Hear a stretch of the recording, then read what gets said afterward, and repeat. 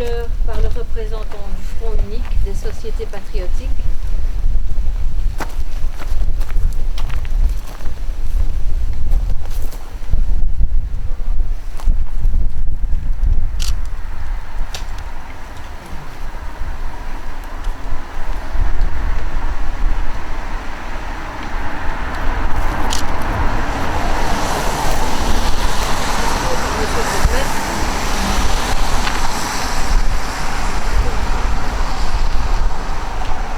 Quand une guerre se déclare, c'est qu'il y a un échec dans les relations entre des États, dans le dialogue entre les dirigeants.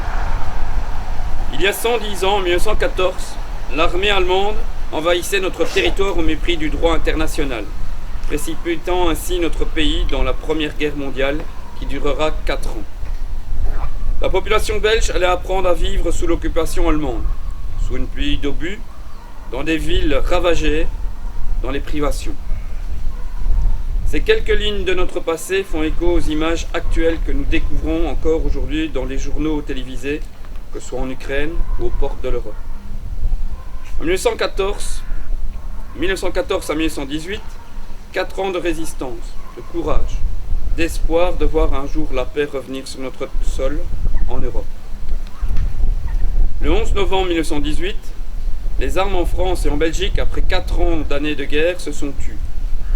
L'armistice est signé, synonyme de cessez-le-feu. Mais à quel prix?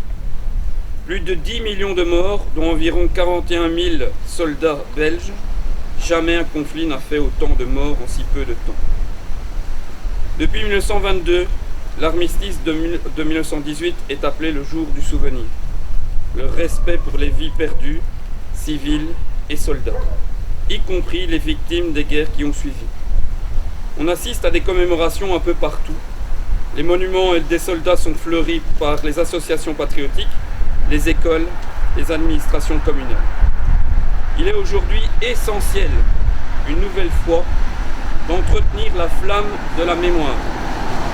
Il nous revient de commémorer notre passé, mais aussi de réfléchir à notre futur. Au monde de demain, un monde plus juste, plus durable, plus solidaire, plus libre.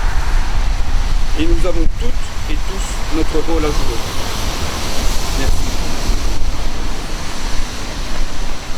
Selon la tradition, nous écoutons notre hymne national, la Traversole.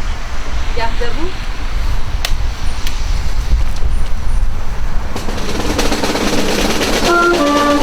vous.